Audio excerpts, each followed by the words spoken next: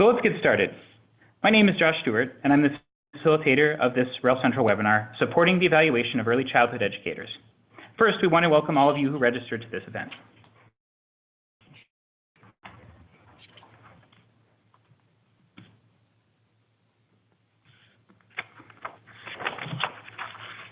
Next, a little bit of background on the REL educational, or on the regional educational laboratories referred to as RELs. REL Central is one of 10 regional educational laboratories that provides training, coaching, technical support, and research services. States within our region include Colorado, Kansas, Missouri, Nebraska, North Dakota, South Dakota, and Wyoming. All of our work is federally funded and conducted in partnership with stakeholders. In this case, the work we are going to present today was done in collaboration with the Colorado Department of Education and its network of early childhood experts.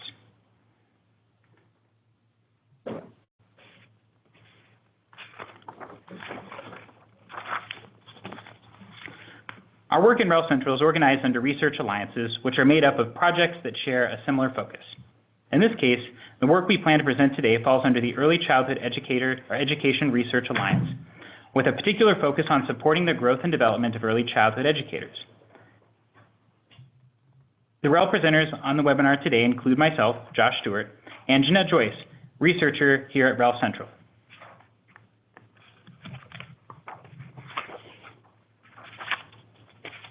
Our guest presenters today include Gianna Martella, co-director at the Center for Enhancing Early Learning Outcomes, Courtney Cabrera, educator effectiveness manager at Colorado Department of Education, Jennifer O'Brien, director, early childhood workforce development at Colorado Department of Education.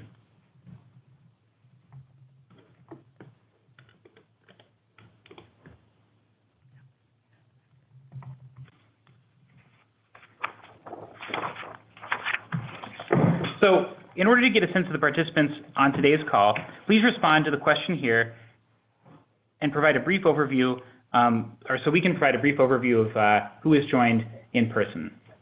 And I'm going to use the Q&A feature just to demonstrate how it works, so I'm also going to ask you which states you're from in order to get a sense of who's represented on the call today. So you should see a question pop up on your screen. Please fill it out.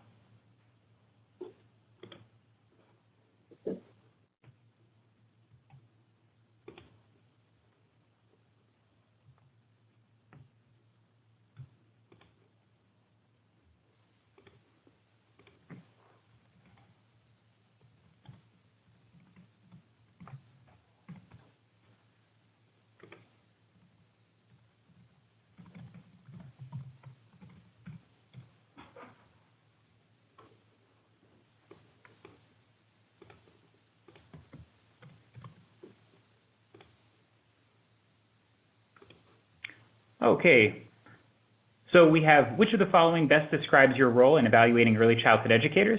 It looks like we've got 21% are evaluators, 2% are evaluatees, 21% are support persons, 23% policymakers, and then we have 33% are none of the above. And then you should have seen, if you can use the chat or the Q&A feature below, just let us know which states you're from. And I see Illinois is in here.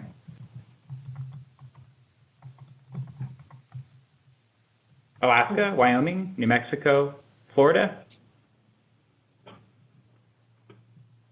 West Virginia, Missouri, Pennsylvania, Georgia, Rhode Island, Colorado, Nebraska, Oklahoma, Delaware, Minnesota. Some more Nebraska folks. Michigan, Pennsylvania, Connecticut, Virginia, Iowa, Florida.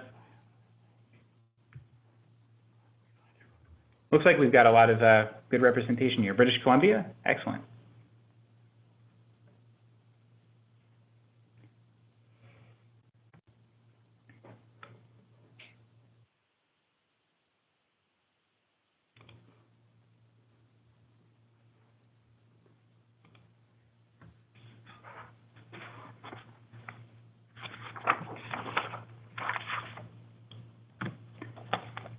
Great, well, thank you for providing that information. It will help kind of set the stage for our webinar as we move forward. So next, I just wanted to briefly review the goals for our webinar today. Our first is to understand the professional growth needs of early childhood educators and the evidence-based resources that can be leveraged to support them. Our second goal is to understand the practical ideas for evaluating Early Childhood Educators Guide and other resources that can be used to support educators in early childhood contexts. So for the next section, I'm going to turn the presentation here over to Jana Martella, who will provide an overview of early childhood evaluation across 50 states. I'm going to go ahead and hand things over to Jana now. Thank you. So as we're doing the handoff here, I will forward the slides, which takes a minute or two, but let me introduce myself. I'm Jana Martella. I am the co-director of CEELO, the Center on Enhancing Early Learning Outcomes, which is one of the content centers of the Comprehensive Centers program. We're partnered with the RELs across the country, providing technical assistance and supports to all states and territories. Our mission really is to build the capacity of state agencies in order to lead sustained improvements in their early learning opportunities. Part of that charge actually revolves around supporting and sustaining improvements in the early childhood workforce. And this was a component part as well of today's talk. Throughout our 7 years of being actually that particular scope, assisting with the workforce, has led us down a path of multiple ways of researching and supporting and providing technical assistance to state education agencies and their offices of early learning around early childhood teachers.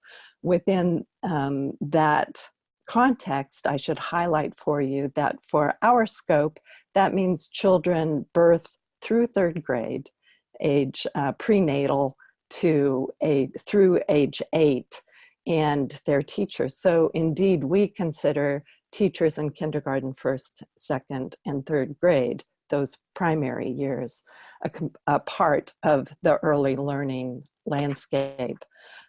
Today's talk will address the context of teacher evaluation systems within that landscape. Also, we'll touch briefly on a 2013 study that we conducted. Actually, my colleagues, Lori Connors-Tadros and Michelle Horowitz, conducted on the state of early childhood teacher evaluation systems.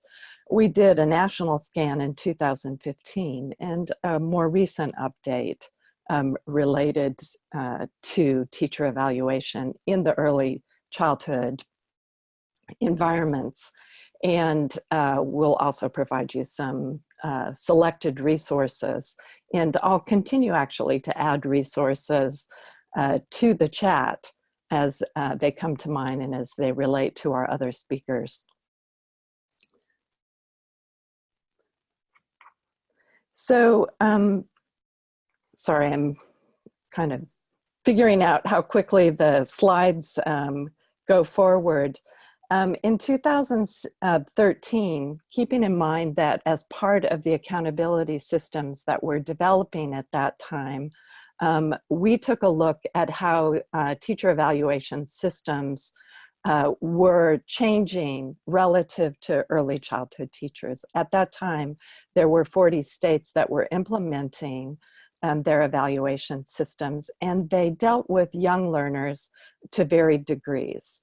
As you can see on this slide, there were 29 states that recognize achievement as a measure of teacher-student learning objectives.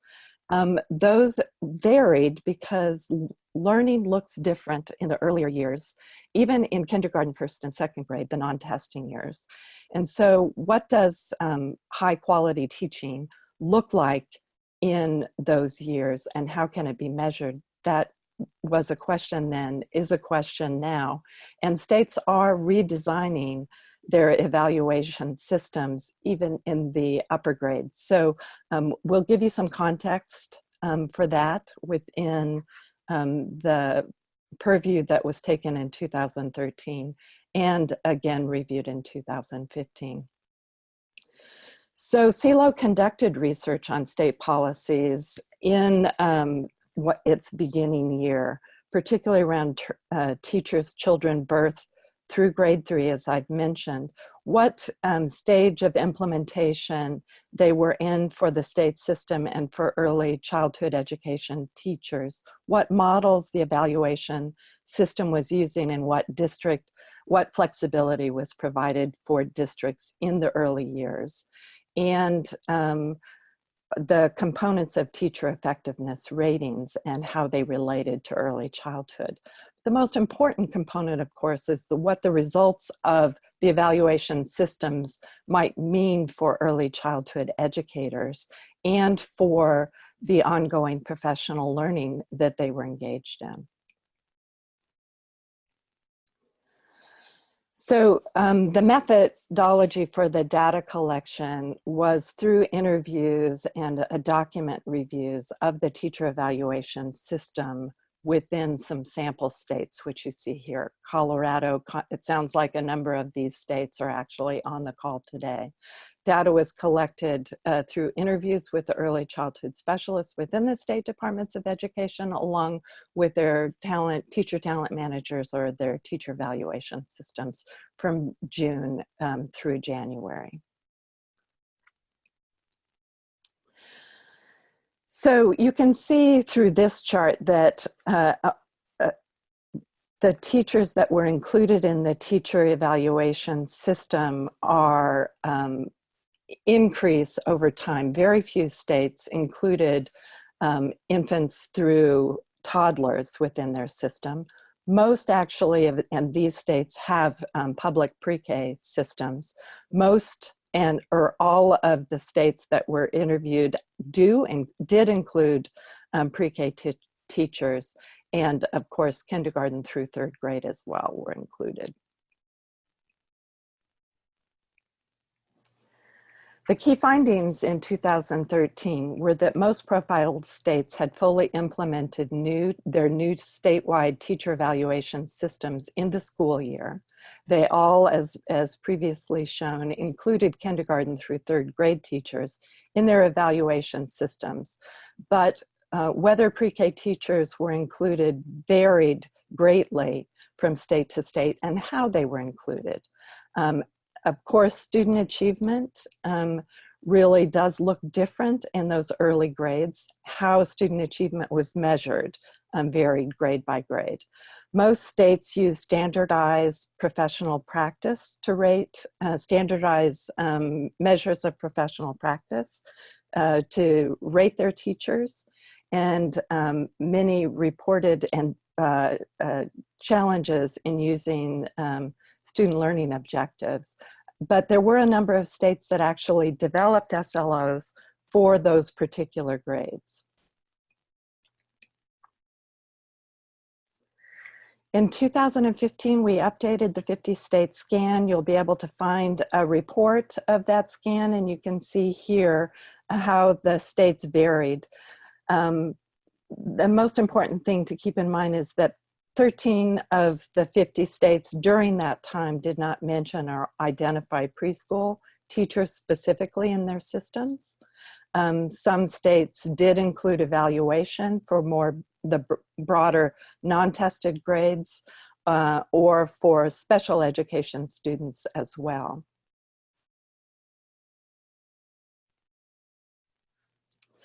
So in 2019, a major question, and it will be great to dig in with our partner states coming up next, our state educator evaluation system early childhood wise. Most are in a revision phase, and a few notable examples to keep in mind. Washington, D.C. Provides impact early childhood education teacher guidance.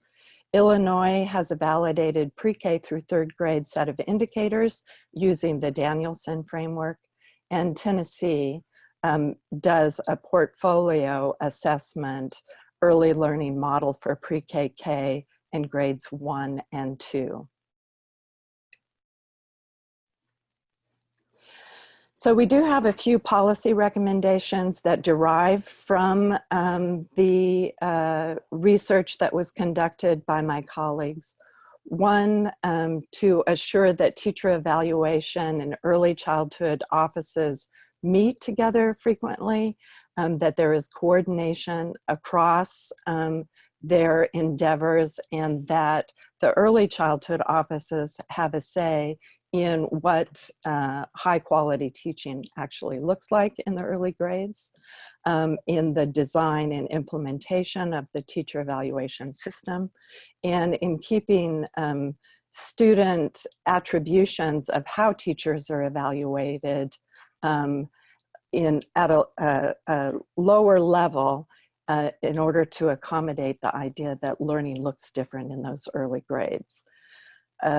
Of course, teacher evaluation systems are meant to provide professional learning opportunities for the states engaged in those evaluation systems and to improve teaching in those early grades.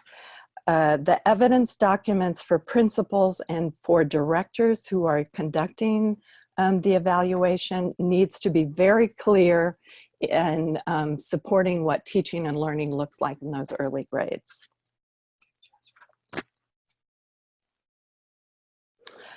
There are three resources here that I want to point you to. The state evaluation scan that was described, you will find it here. How early childhood teachers are faring in the evaluation system. This is the earlier scan.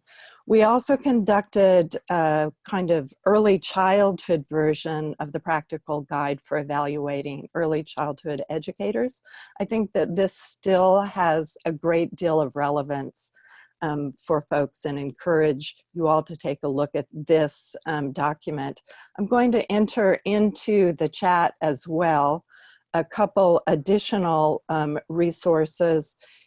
Throughout our 5 years, CEELO conducted a learning table on teaching and learning around curriculum implementation, teacher supports, and I would like to point you to that document. In addition, CEELO was a partner in a unified foundation to support a highly qualified early childhood workforce that derived from the National Academies of Medicine. That document within the chat room as well. I'm going to hand off here to our next speaker and let Josh take it away from there. Great, thank you, Jana. So I'm just waiting to get control here, and let's see, I should be able to move ahead. There's a little bit of a lag, but I think I just don't want to go too fast.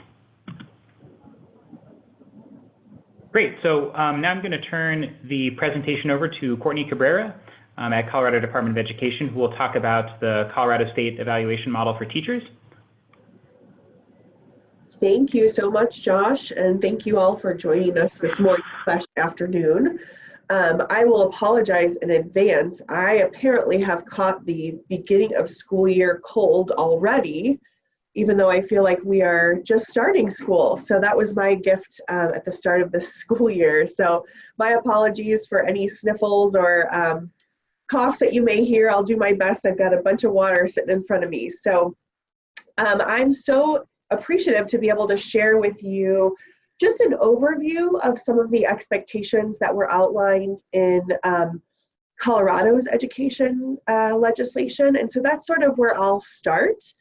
And then we'll get to some really good nitty-gritty stuff with my partner here at the department and her talking you through how we sort of took this content agnostic state model rubric and really made it applicable for early childhood educators.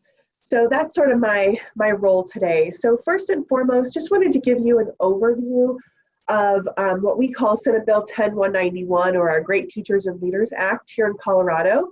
So as we think about just sort of big picture, what did this legislation require?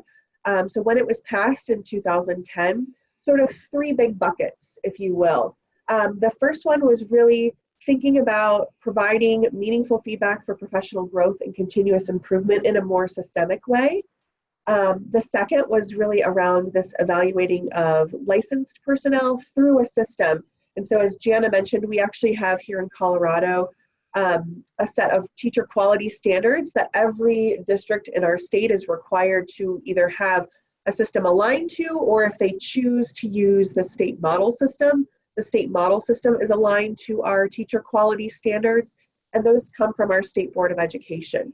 So we now have, as a result of this legislation, a systemic approach to thinking about the expectations for our licensed personnel. And then the last big bucket was really around using information that comes from our evaluation systems to make better decisions for kids. So you've got some opportunities there that are provided, whether it's staffing or professional development, compensation, there are a variety of others.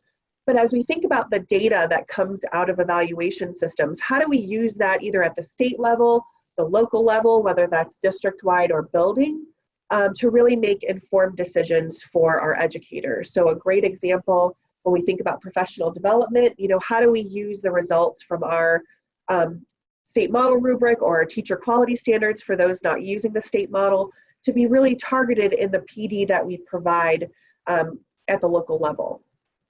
So those are sort of the big picture components or values of our legislation. What you have in front of you now are sort of some of the nitty-gritty requirements. So that first one, all licensed educators must be evaluated annually. That was certainly a shift for our state as we think about evaluation requirements previously. And I think that word licensed is really important, especially as we think about in relation to early childhood educators. So our districts have quite a bit of autonomy, if you will, when it comes to the requirement of their early childhood educators being licensed, specifically in our birth to sort of pre-K grouping there. And so in Colorado, if a district requires that their early childhood educators have a license, the requirements for our teacher evaluation legislation falls to them as well. But there's some flexibility there, specifically with that group from birth to pre-K, where either centers or districts have some flexibility in determining that licensure requirement. So for us in our office, we've worked very closely with Jennifer O'Brien in the early childhood office to sort of clarify what that means. But for us, it's really about that license. Does the district require that license? And if so, then those educators would have to meet these expectations. The second provision there is around measures of student learning. And so here in Colorado, 50% of the evaluation for every licensed educator is related to those teacher quality standards, or we have them for principals or our special services providers. The other 50% is related to what we call measures of student learning. And so Jana sort of talked about whether it was state assessment data or SLOs. Here in Colorado, districts have a ton of autonomy to determine what those measures of student learning look like. And certainly, as you can imagine, for early childhood educators, taking into account a lot of what Jana shared, how can they think about measures that are appropriate for that group? And also, what are some measures that might already be utilized at the local level that can be a part of that 50%? But here in Colorado, that 50% is one very specific requirement. We also have this idea of non-probationary and probationary status. So some people think about that in terms of tenure. So here in Colorado, you can earn non-probationary status after 3 consecutive years of demonstrated effectiveness, but you can also lose it after 2 consecutive years of less than effective ratings. We also have folks the ability to take their non-probationary status with them, which is portability.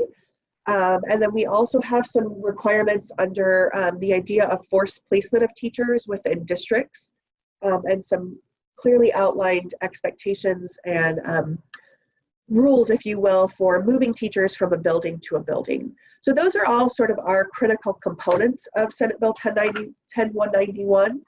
Now I'll share with you some of the priorities and implementation that we used at the department when we first rolled out our evaluation systems, but also that we continue to go back to as we think about continuous improvement of our system or implementation practices. And so these priorities and implementation were gifted to us from a group called the State Council for Educator Effectiveness. And that group was really created in response to the legislation. And they really helped mold and shape not only what came out in our state board rules, but also some of the ideals embodied in our state model evaluation system. So the first one, as you can see there, is this idea of human judgment. We really want folks to remember that they've been evaluating educators for years and years and years. So we don't want to throw the baby out with the bathwater, but we also want to remember that we can't be so black and white in our data-driven mindset that we forget that we're not evaluating widgets, but we're evaluating educators who are supporting students who have good days and bad days. And so we really try to highlight that importance of human judgment has to be a component of evaluation. That second one is really important when we think about the revisions that we've gone through with our state model, and I'll talk to you about that here in a second. But as a priority for us here at the state, we've sort of said that our state model evaluation system, our rules that come from the State Board of Education, all of those are always continuously improving. And so how do we capture that information to know what's working and what's not? How do we maintain our pulse on emerging research and best practices? And then how do we take all of that information and improve our system? And that's actually what we've done recently, which I'll talk about here in a couple minutes.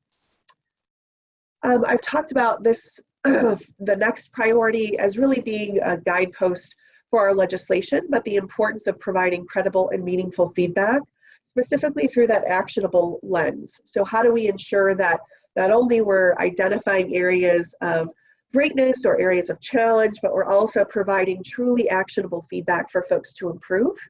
We also think it's really important as we think about implementation practices, that this is a collaborative process that's involving all stakeholders at all levels. So as districts think about implementation of their evaluation systems, there's a requirement that they have a council that talks about and discusses evaluation practices, policies, and procedures at the local level, but also how do we keep that in mind here at the state level? And then our last one, how do we honor that we don't want evaluation to be a silo within a larger system? We really want it to be aligned and a part of just the work that is done at the local level. And so how do we help districts to do that? But also how do we do that here at the state level, thinking about evaluation within a larger system? So those are our priorities of implementation that have really guided both our creation of resources, the way in which we created our state model system, but also how we support districts and their understanding and development of their local systems. So with that, we have been implementing a state model system really since 2012 and have been continually collecting feedback over the years, and really took a big effort to do a significant revision to our state model system for all of our licensed educators. And so for our system, that's 11 different groups of licensed educators, from teachers to principals to our special services providers, and there are 9 groups of those. And so as a result of that feedback, we've really gone through and thought about what was embodied in our standards and elements that came from our state board, but also how did that play out in the explicitness of our state model rubric. And we've done some significant changes. So we've really shortened each rubric in an effort to reduce redundancies, because we heard throughout all 11 systems that we were measuring a number of things multiple times. But we also really wanted to ramp up the rigor.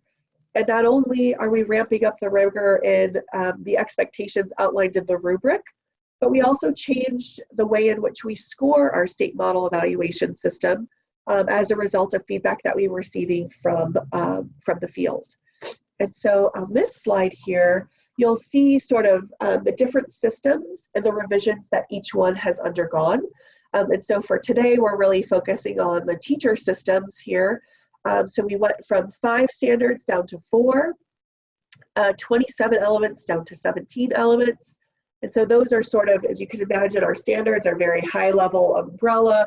So leadership, content, our elements further unpack those standards. So what does it mean to lead as an educator? What does it mean to know your content?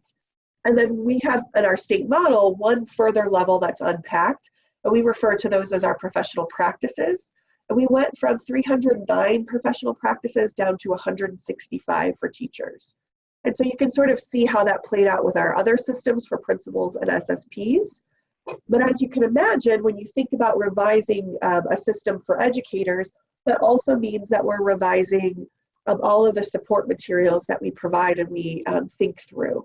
And so that's really where Jennifer will be able to sort of share with you, as a result of this revision, it gave us this opportunity to really think about the supports that we provide in a content agnostic rubric for our early childhood educators. So now I just want to walk you through a couple of slides on how the Colorado state model evaluation system rubric looks and feels. I actually came, before I was here in Colorado, I came from the Indiana Department of Education, and I worked in their educator effectiveness office. And the Colorado rubric was a very different rubric for me, moving from the Indiana rubric. So I just want to give you an overview of what that rubric looks like, because you are going to be asked to engage with it here shortly. So first and foremost, the rubric is standards-based. We've talked about the quality standards and elements that were gifted to us from the State Board of Education, but really we're thinking about mastery of those things when it comes to scoring.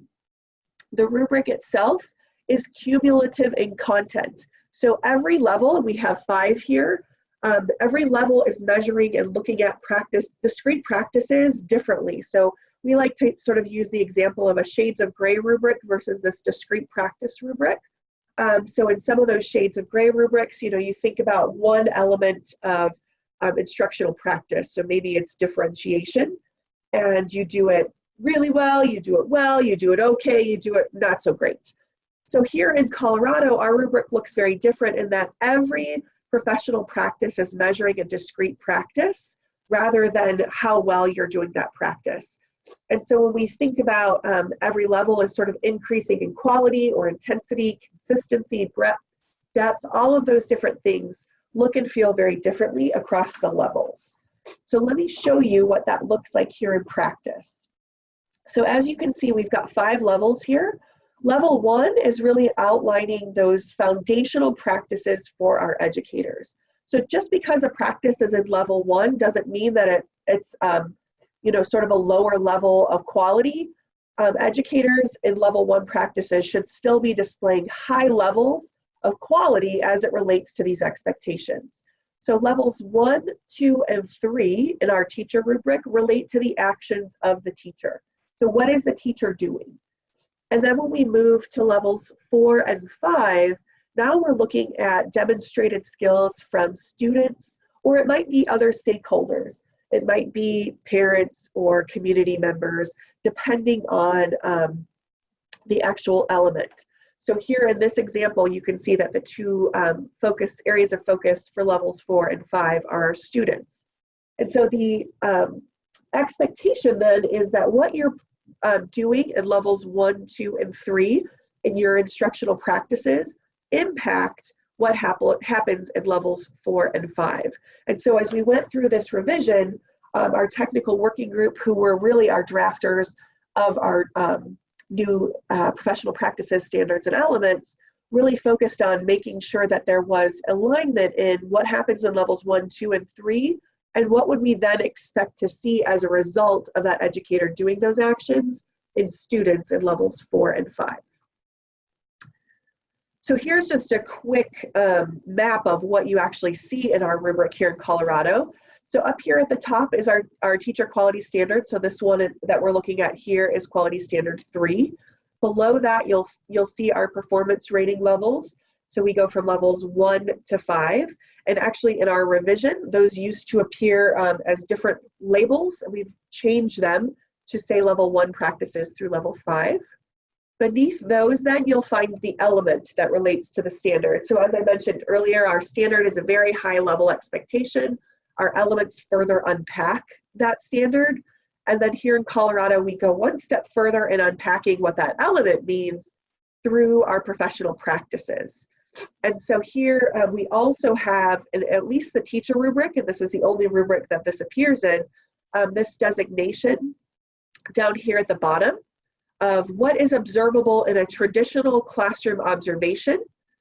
So anything that you see that's bolded and italicized is potentially observable in a traditional classroom observation, and something that is not would then be observable in some other way potentially, or through the use of an artifact. So that's sort of a roadmap, if you will, of what you would see here in the Colorado rubric.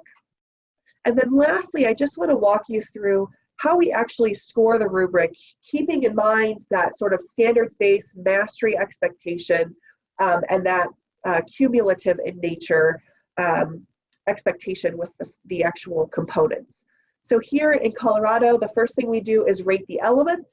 We take those element ratings, wrap them up into a standard rating, and then once we have all 4 standards rated, then we can determine an overall professional practice rating. That overall professional practice rating is worth 50% of an educator's evaluation.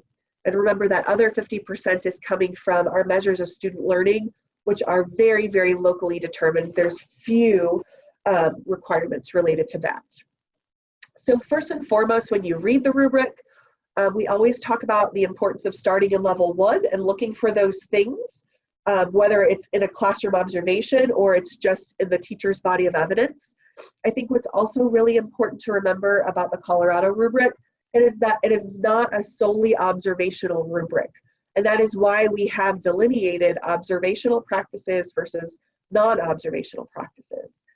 So we have our evaluator as they're going through, and whether it's at the mid-year or the end of year or after they conduct an evaluation or an observation, they're going in and sort of starting in level 1 and then moving to level 2 all the way across the rubric to ensure that if there's something happening in level 4, but maybe there was something missed in level 3, that educator is still receiving the credit for that particular professional practice in level 4. So then when it comes to actually scoring the rubric, and in this case the element, what we look for first is the first unchecked box, if you will, or circle, as it relates to the actual rubric. So in the example you see in front of you, if this were an evaluator, the evaluator has gone through and checked off these professional practices and saying, yes, I've seen these things occurring in the educator's classroom, and they've occurred at a high level of quality, so I'm giving them that check to say, yes, I've seen that. And as we look at this example, our first unchecked professional practice would be here in level 4. And so as a result, let me go back here. So our first unchecked box is here in level 4. So then we would drop back a level to say that the actual rating for this element would be level 3, because the educator has mastered everything through the level 3 practices. So here's another example of how that plays out. So looking for that first unchecked box, there it is in level 4. So our actual rating would be our level 3 rating. And my fancy little animations were coming in kind of silly. So our first unchecked box is here in level 4. So we drop back a level here, and this would actually be our rating in level 3. So if you think about that value of standards-based, mastery-based, we're really saying that although the educator has a check here in level 5, they haven't mastered everything across all 5 levels. There is a gap here in level 4. Now, what a great piece of opportunity of conversation with that educator that's very specific. So how can we work with that educator to support them in their students' development of demonstrating their acquired skills based on standards? So that's sort of the structure and the components of the rubric. And as I mentioned, and as you can see here, this is a rubric that's content agnostic, which starts to pose some challenges. And that's where Jennifer will pick up here. But before I pass it on to her, I did want to first share this link that has all of our state model evaluation system resources, the state model rubric, and a bunch of other things that relate to that. And then I'm also looking at our Q&A box, and I don't see any questions, but I will pause here for a second if anybody has a question before I turn it over to Jennifer.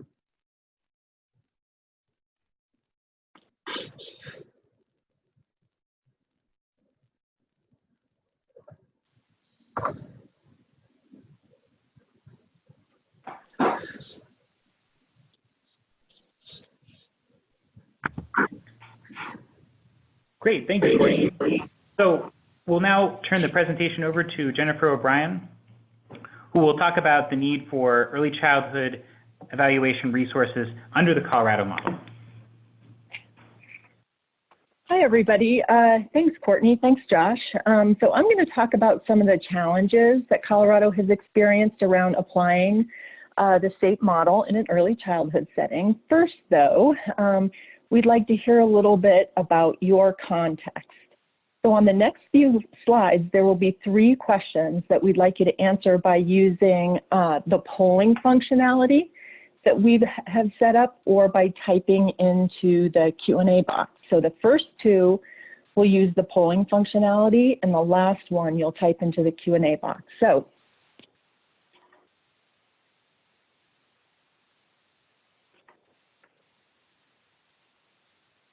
let's see here. There we go, good. So our first question is, does your state or district have an evaluation system specific to early childhood? So when the poll pops up onto your screen, you can go ahead and answer it.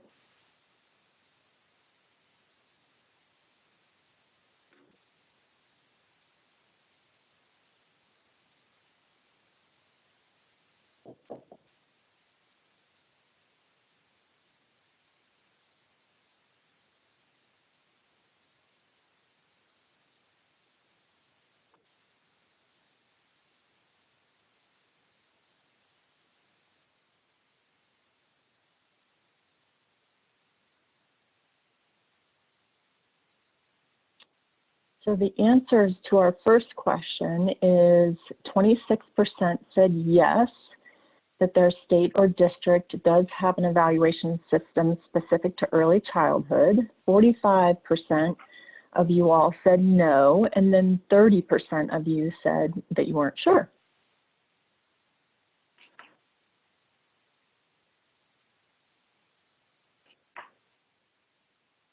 Okay, so our second question is, how does your state or district define early childhood? So again, when the poll pops up, go ahead and answer.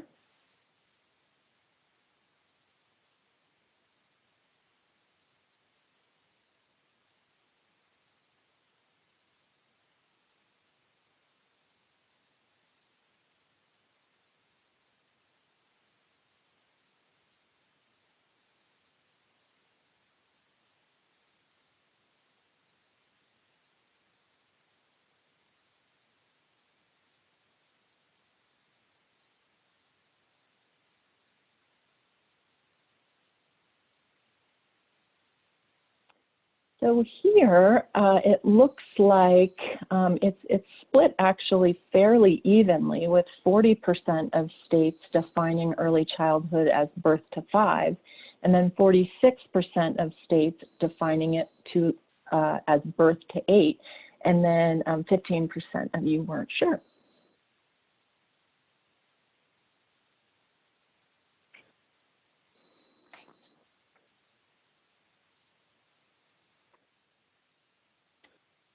Our last question is, what challenges does your state or district face in evaluating early childhood educators? For this question, go ahead and type your answer into the Q&A box.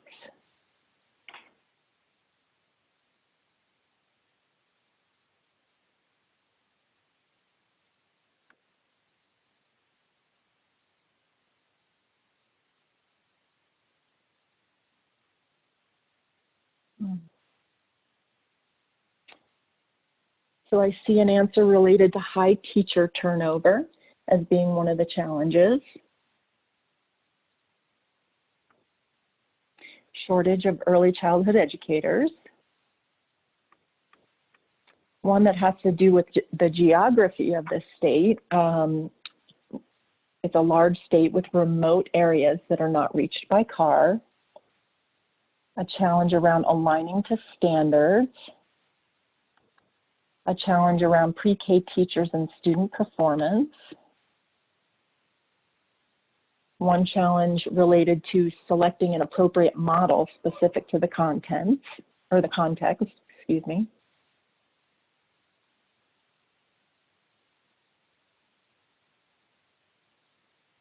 one challenge related to not included in measures of student progress, the cost of evaluators, lack of funding for assessment tools and evaluation, the challenge of observation when it comes to assessing child behavior. Okay, good. Thank you, everybody. Thank you for participating in that. It was good to hear from everyone.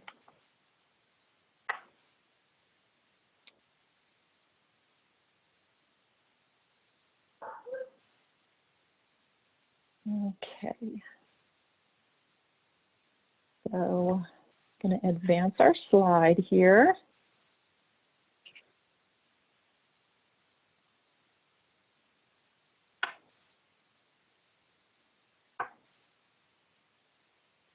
For some reason, I'm having trouble advancing the slide. Okay, good, thank you. Okay, so turning to our challenges in Colorado with applying the state model in an early childhood setting. As we all know, most of us know on this webinar, early childhood is a unique type. Children in this age band have different characteristics and needs, and that early educators require a unique set of knowledge, skills, and supports. As Jana said earlier, teaching and learning really look different in the early years. There was concern that evaluators whose expertise was really in their expertise was in the later grades, that they might have trouble evaluating through an early childhood lens. So the lens being, kind of knowing that play is really important at this age. The emphasis on foundations of learning, those social and emotional pieces, and then the interrelated nature of all the domains of growth and learning.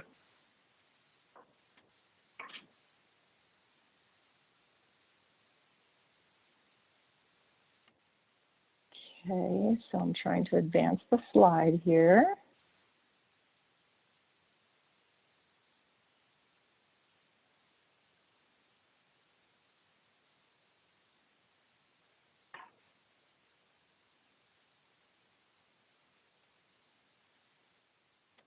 Okay, thank you. So there were also concerns around observing student behavior.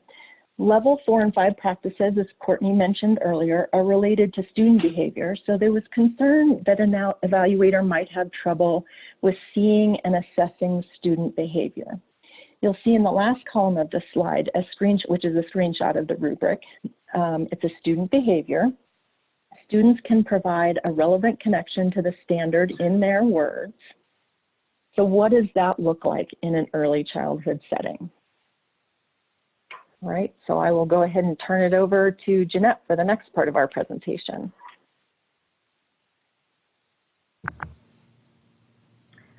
Okay, good afternoon. I'm going to talk a little bit about the work that REL Central did with the CDE to create some supports around this evaluation system in the early childhood context. So in the summer of 2017, we began our partnership with CDE in their efforts to make sure that the P3 educators were able to have that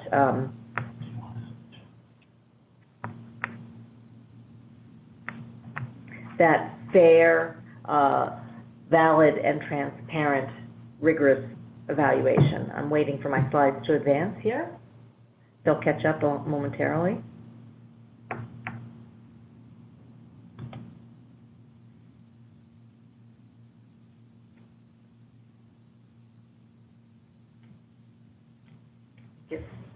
And, oh, you went too far.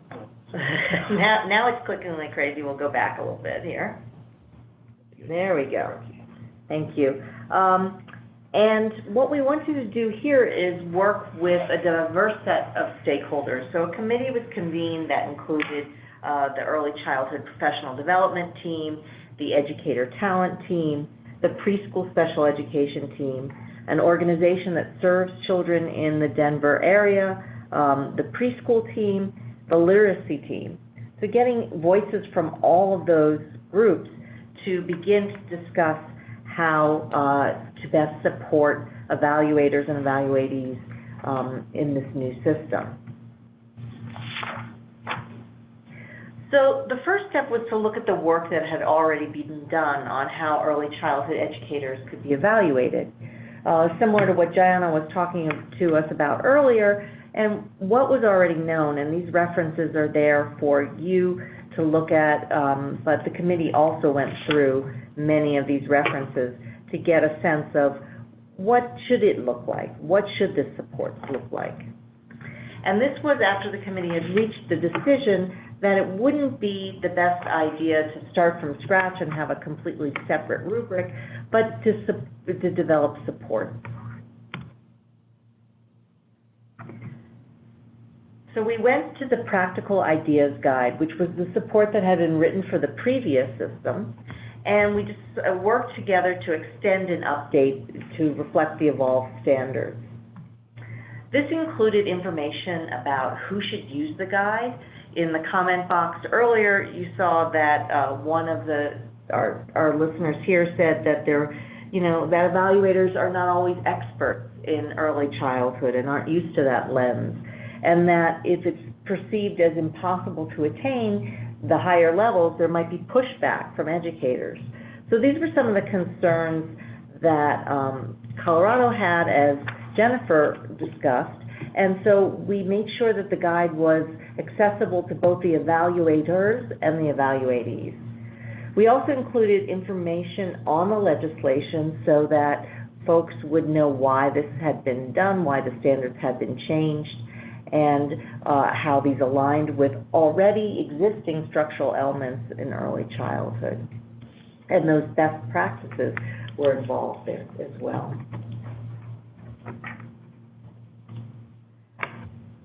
So the greatest area of revision in the guidance was around look-fors, or those observable behaviors that an evaluator might see in the early childhood setting. And so I'm going to go back for a moment to this rubric that we looked for, and that became part of our Exhibit 6, which is the standard, the elements, and then how might that look at the preschool, kindergarten, and grades 1 through 3 levels. So what we did was create different look-fors with our group of experts, and we pulled in as many voices as we could to give some concrete examples.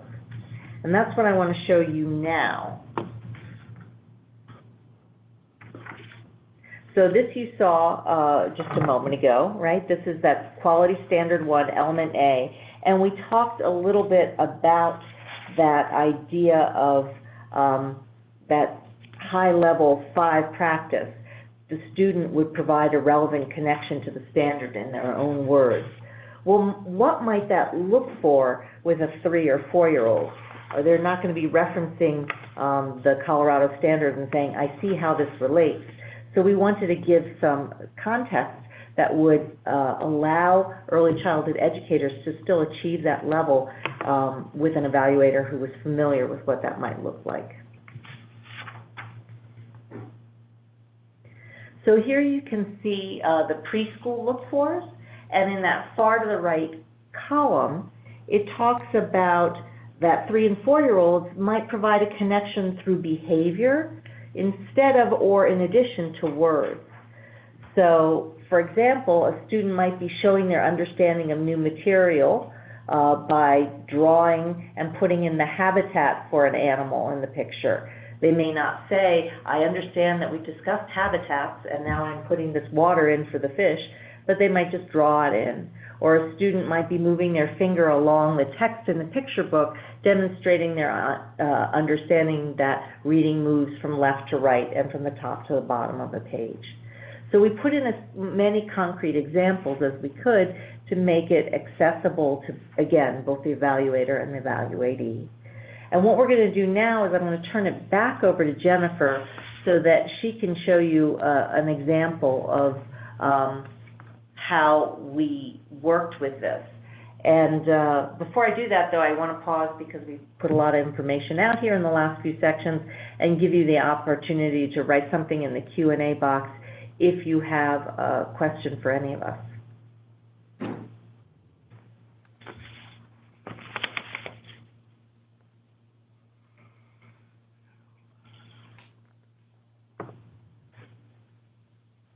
Okay.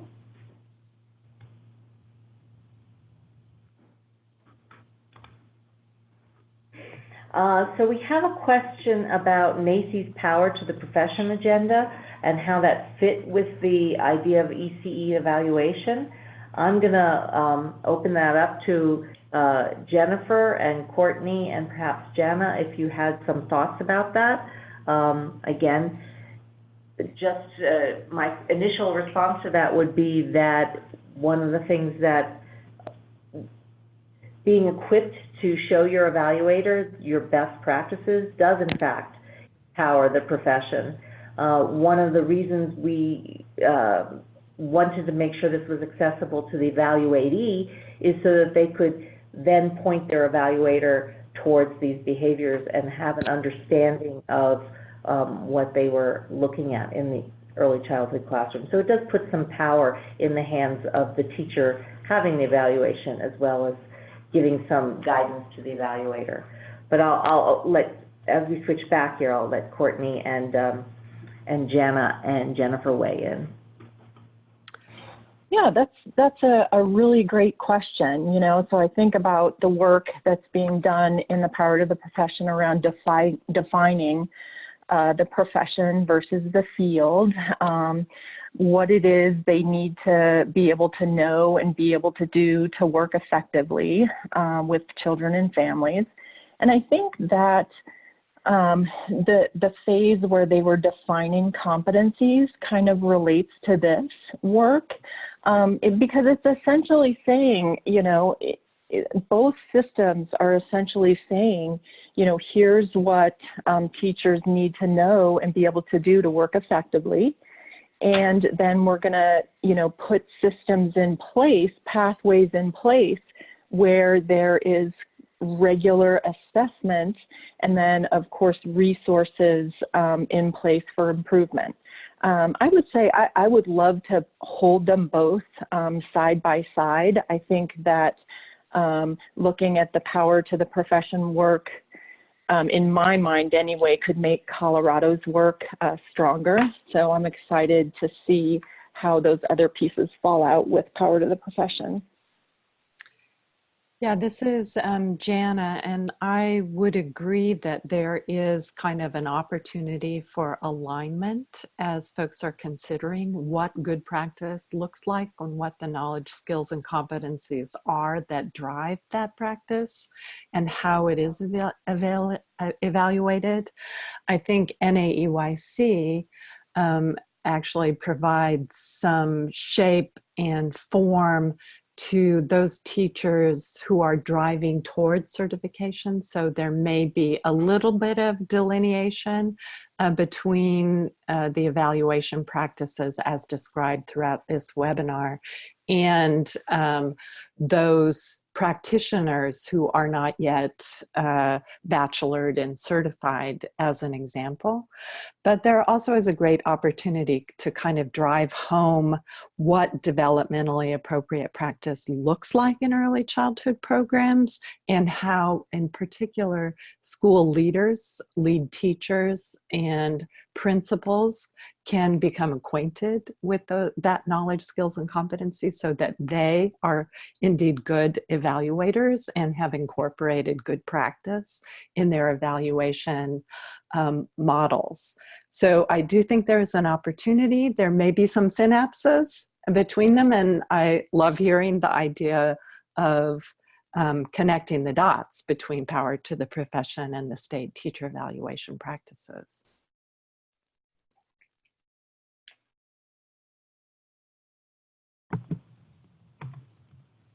And I can answer the question about the amount of time that it took, although Courtney and Jennifer and Jeanette certainly weigh in, but I believe it was just over a year with the amount of folks that were involved in that. We wanted to make sure that the process was as inclusive as possible, and so obviously trying to find a time to meet for all those folks and get those on the calendar. I think it was just over a year from start to finish, if I'm not mistaken.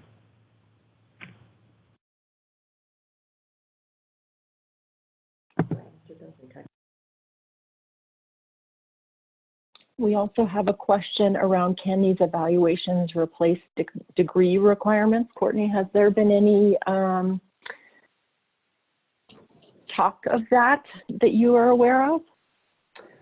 You know, I think a lot of states have talked about at least connecting licensure to evaluation. I haven't heard the talk of the replacement of one versus the other, but there has been some talk, and maybe Jana knows, kind of having a pulse on the national landscape. Colorado was one of those states that sort of created a group of folks to discuss, is there value in connecting evaluation to licensure? And the decision through that collaborative group was no. There's certainly value, but it's not the value that they were looking for and what they were hoping to get out of that connection. So here in Colorado, that's not been the path that was charted for us with this collaborative group. But I don't know if other states have talked about that. I just know that we've talked about the connection between eval and licensure, not necessarily the replacement one for the other. So I'm not sure of the direct link between those states. I know states are reevaluating their licensure systems relative to age ranges, et cetera. The question is a very interesting one. Evaluations replacing degree requirements. I think this actually may derive from power to the profession, or this question may derive from power to the profession. In the context of teacher evaluation systems, it is certified teachers who are being evaluated within these systems. And the bachelor's degree question that the early childhood field wrestles with constantly, to kind of to be a or not to be a, is a moot question in the public schooling system. All are required to have degrees, and I actually don't see that ending. How we get our paraprofessionals and non-degreed personnel to that point in their profession is, of course, a conundrum facing the field, but one that I think most within public schooling anyway would be heading towards. I also see a question, do these systems evaluate paraprofessionals? And, you know, in Colorado, this system applies to positions that require a license. And correct me if I'm wrong here, Courtney, but paraprofessionals, I think in no district in Colorado are required to have a license. That's correct. Yeah, so they are either certified or have an authorization, which is different here in Colorado. But what we do talk about is there might be components of the rubric that might be helpful in providing paraprofessionals growth producing feedback, right? So how could you think about an evaluation system that might not carry the same level of expectation as the state model for those licensed educators, but are there some components that might be helpful in helping them to grow? We also have some districts who are really thinking about sort of a career ladder for their paraprofessionals and offering some specific supports, whether it's through grant funding to take them from a paraprofessional through a program into either a bachelor's degree or some other authorization or designation. So while it's not intended for that group, it's certainly hopefully one of those opportunities to engage in a conversation about what supports are we providing our paras, especially because they're the ones who are often working one-on-one with our students. And maybe there may be a gap there in the feedback and support that they receive. Yeah, this is Jana again as well, and I will look this up and enter into the chat room. But in addition to the supplement that CEELO helped to create with the Great Teachers and Leaders Content Center, which was a supplement to their practical guide, they have other supplements as well. And I know they created a supplement for teachers of children with special needs. And I believe they've also created a supplement for evaluating paraprofessionals. So I'll do a little online research even as we respond to additional questions, and then try to enter that in the chat box.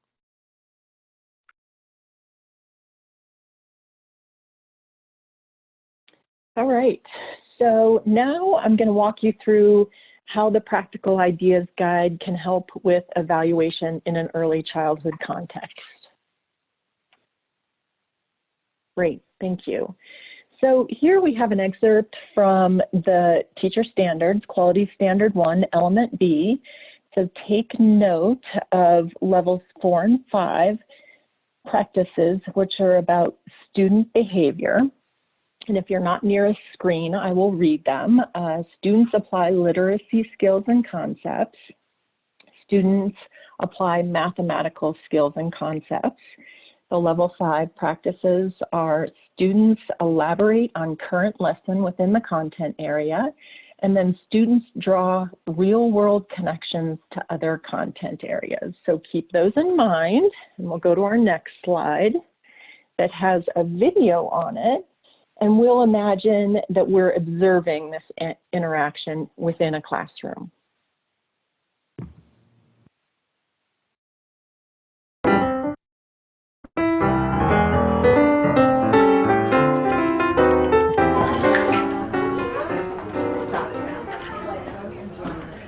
This is actually going to be a beautiful caterpillar that is going to turn into a beautiful butterfly.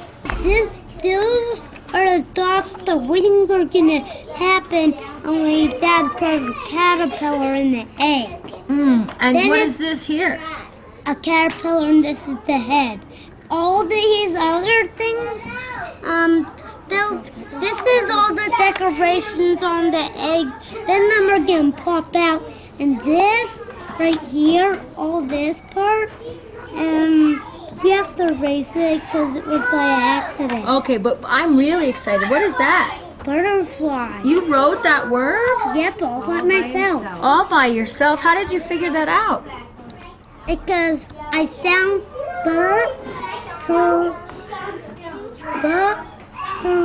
then I got this sound out that made the R and the S and the I and wrote my name. That is, Because I know my name pretty well. that is very amazing. What should you guys tell him about his... L? That's okay. What should you tell him about his picture? I never. Oh, so you told him what about the L? Wow. Okay, so I would say you did worked really hard, and you told us a whole butterfly story here. And you were able to write the word butterfly and look at those decorations on there. And you know what else I noticed about your wings? What did he do about his wings that's really, truly amazing? He put them the same on both sides. He put them the same on both sides. Only this one is different than this one. A tiny bit. But what is that word called when it's the same on both sides? Anybody remember? Symmetrical. It's symmetrical. His butterfly's pretty symmetrical. And I also noticed you put these. What are these? Tell me about these. These, sometimes these, are they the ears? Yeah. Yeah, they do hear with them and they feel with them. And what else? What are they called? These are antennas right here. Those are antennas. I forgot to put the eye. We both have dresses inside. Do you love those dresses? We're having yeah. We have a dress under and over. Do you love the eggs? I love the eggs. Where are you gonna put eyes? Yep. Hey, we both got one. You have a dress under the dress that they gave us. And I have a dress under the dress they gave me. And look, we're both wearing those crown things. Ooh, what is that? Oh, we're having a flower?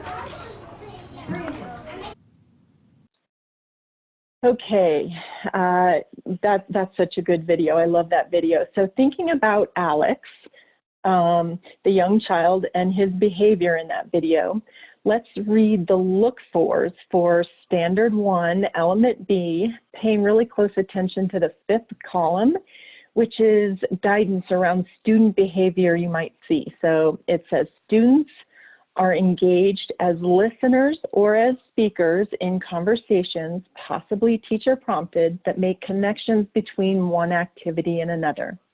So the look-fors give guidance or kind of a hint that when observing an early childhood classroom, you'll want to pay really close attention to conversations and interaction, and that the teacher will very likely do a little bit of prompting. That's really good practice, you know, in the same way that the teacher is prompting the children to recall the word symmetrical in the video. So that's an example of how an evaluator might use the Practical Ideas Guide to strengthen their observation and evaluation. Okay, so let's hear from you, and the question is, the question for you, which you can type your answer into the Q&A box: how would guidance like the Practical Ideas Guide be of use in your state or district? I see a few questions in the Q&A box, which we'll go back to.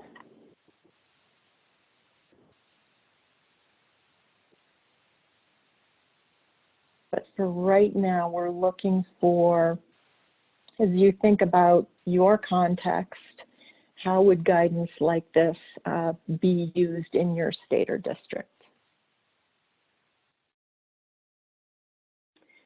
So far, I'm not hearing, or I'm not seeing any, oh wait, this one might just take a little bit longer to answer. Let's see, guidance can help both teachers and evaluators understand and apply appropriate behaviors and practices, provide some common expectations, good. Another person writes, I think that having something like this would raise the bar for K-3 teachers and help school leaders support teachers in strong ECE instruction, especially school leaders at K-5 schools who sometimes have middle or high school experience, yes, and extremely limited ECE context or knowledge, right? So kind of the same situation that Colorado, you know, we were thinking a lot about in Colorado. Another answer to the question, the guides provide concrete examples that can be observed in P3 classrooms and help educators reach those higher levels. These levels were hard to reach earlier. Thank you. Practical guidance, easily scorable for evaluators. It provides good information on best practices. Okay, good. Thank you, everybody. I think I'll read one more here. Provide success criteria that demonstrate differing levels of expected teacher behavior. Good, good. Thank you, everybody. So what I'm going to do is go back to our two questions that I saw. The first one is, I'm wondering if Colorado has considered how their evaluation system may be adapted to support coaching or apprenticeship for educators at an AA level in private early education settings. Yep, that's a really great thought, you know, to kind of make some of these supports and resources available outside of public preschool education settings. We're having conversations about that, but I have to say it has not really, it's just at the conversation level at this point. Does anyone else on the webinar have anything else to add to that answer? So it's a very good question. I know that most of the states that were engaged, and there were 18 engaged in what was called the legacy preschool development and preschool expansion grants within the states, considered actually high quality teacher qualifications and requirements in the context of building out coaching models. And there is, I'll also look for a couple resources related to that on our teaching and learning website. I know that the certified and evaluated teachers were engaged, those deemed highly qualified in some school districts, were engaged in learning and incorporated as lead teachers in coaching for the paraprofessionals and AA level teachers as well. So I will look for that. If I don't find it between now and the close of the webinar, I'll pass it along to the webinar hosts to make sure that the attendees have those resources. And I would just add that all of our resources here in Colorado are available for anybody to use or modify for their needs. We talk about that with our districts on, the flexibility that is inherent in our legislation, that anybody could take any of our resources and make them applicable, because ultimately that's what we want in evaluation. We want folks to be evaluated on something that's applicable and meaningful for them, and that drives feedback and continuous improvement of their practice. So feel free to use those however you see fit to moving forward. I'll also say that these teacher quality standards have been crosswalked to our competency framework, our core knowledge and standards framework in Colorado, and that particular framework is more likely to be used in a private early care and education setting, but there are definite similarities.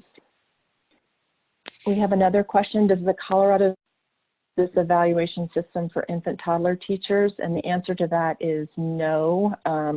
That preschool age band is the youngest group of children that this children and teachers that this applies to.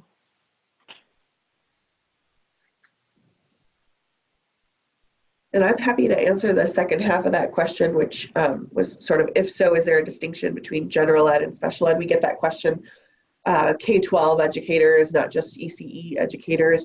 And as I mentioned, our rubric is content agnostic. So we don't have specific rubrics for teachers of certain content areas, but we do have a variety of these practical idea guides for sort of our non-traditional classroom teachers. So if you sort of think about that, traditional classroom teacher who has his or her set of kids and they're in that classroom with him or her throughout the school day. So when you think about our special ed teachers or our teachers of the arts or our teachers of bilingual students, our teacher librarians, we have similar guides for each of those groups to try to get at that value of providing meaningful feedback and accurately assessing their performance. And so those guides do similar things that you see here with the ECE guide, although they are not nearly as built out as the ECE guide. The ECE guide out of all of ours is the most comprehensive when it comes to providing supports for the educator and evaluator. Okay, so I'll go ahead and turn it over to Jill. We'll do the wrap up here. Great, well, that's the end of the webinar today. I want to thank Jana, Courtney, Jennifer, and Jeanette for presenting. I also want to thank all of you for attending. And if you have any more questions or would like to learn more about this topic, please feel free to email us. One thing to also note, you'll be receiving a link to the recording of the webinar within 3 to 4 weeks. At the close of this webinar, you will be redirected to a short survey. Please take a moment to fill that out. It helps us improve the webinars and make them more useful to you and others. Thank you in advance for your help with that. And with that, thank you again for attending, and we look forward to having you join us for future webinars. Thank you.